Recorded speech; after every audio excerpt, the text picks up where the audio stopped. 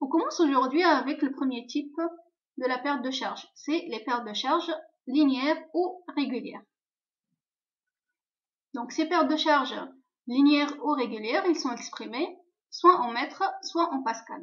Donc voilà les deux expressions de la perte de charge linéaire. La première, elle est exprimée en mètres, delta H qui est égal à lambda qui est le coefficient de perte de charge, L sur D, la vitesse moyenne au carré sur 2G. Et ça, c'est l'expression de la perte de charge linéaire en pression, qui est égale à lambda, le rapport L sur D, fois ρ, fois la vitesse moyenne au carré, sur 2. Donc, avec L, qui constitue la longueur de tronçon de la canalisation considérée, D, c'est le diamètre de la canalisation, lambda, on a dit le coefficient de perte de charge linéaire, V moyenne, c'est la vitesse moyenne de l'écoulement, et ρ, c'est la masse volumique du fluide ou du coulant. Donc ça, c'est les deux expressions. Maintenant, connaissant tous les paramètres, la longueur, le diamètre, la vitesse et la masse volumique, il reste à connaître le coefficient de perte de charge linéaire. Donc par la suite, on va s'intéresser à la détermination du coefficient lambda. Donc comment on calcule ce coefficient pour avoir la perte de charge linéaire.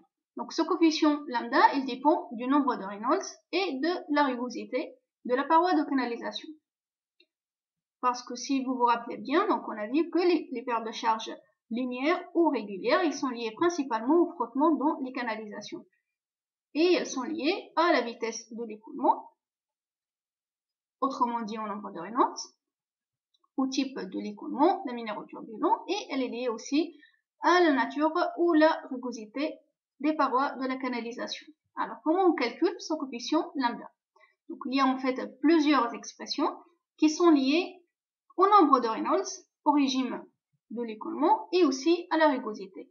Donc, lorsqu'il s'agit d'un écoulement laminaire, c'est-à-dire le nombre de Reynolds inférieur à demi, le lambda il est égal à 64 divisé par le nombre de Reynolds.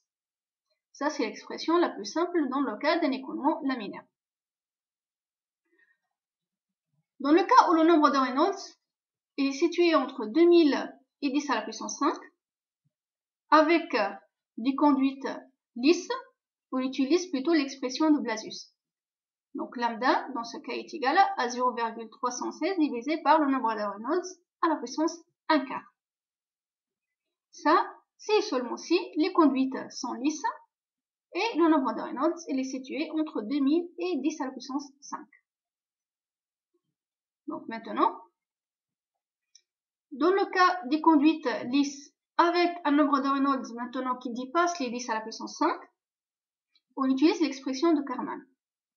Donc on a 1 sur la racine de lambda qui est égal à 2 log de nombre de Reynolds fois la racine de lambda divisé par 2,51. Donc dans ce cas, on parle d'un écoulement hydrauliquement lisse. Donc après l'expression de Karman, on va maintenant introduire la rugosité. Donc si maintenant les conduites, ils ne sont plus lisses, donc ils sont rugueuses.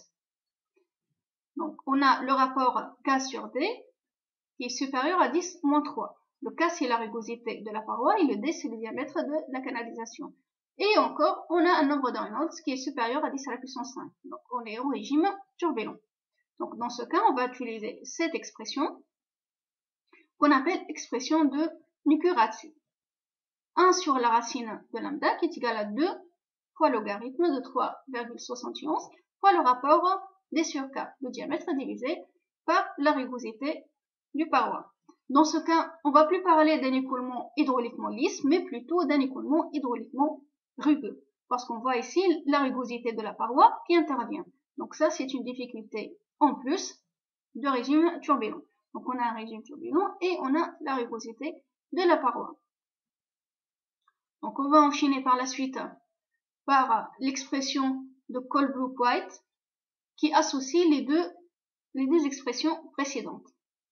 Donc on a la présence de la rugosité, K, et 1 sur la racine de lambda qui est égal à moins 2 fois log, le rapport de la rugosité divisé par le diamètre de la canalisation sur 371, qui est l'expression précédente, plus 2,51 divisé par le nombre de Reynolds fois la racine de lambda.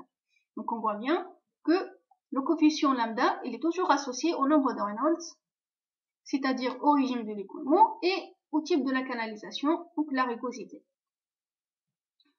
Donc en pratique, on utilise souvent ce qu'on appelle diagramme de Moody, qui permet aussi, à travers ces différentes courbes et représentations, de déterminer le coefficient lambda.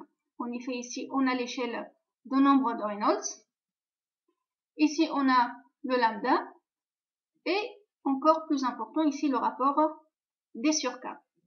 Donc, à chaque fois, on commence par calculer le nombre de Reynolds, puis le rapport D sur K. Si on a ces deux paramètres, donc, on fait la projection, par exemple, on a 10 à la puissance 6 comme nombre de Reynolds, et on fait la projection sur la courbe qui représente le rapport D sur K ou K sur D, et puis il suffit de faire la projection sur l'axe vertical pour avoir le coefficient lambda.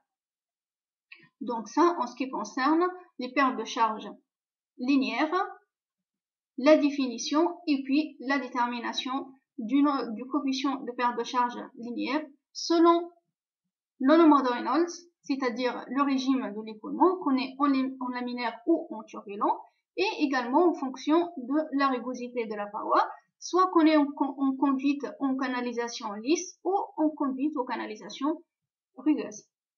Donc par la suite, on va consacrer une autre vidéo pour le deuxième type de perte de charge, les pertes de charge singulières.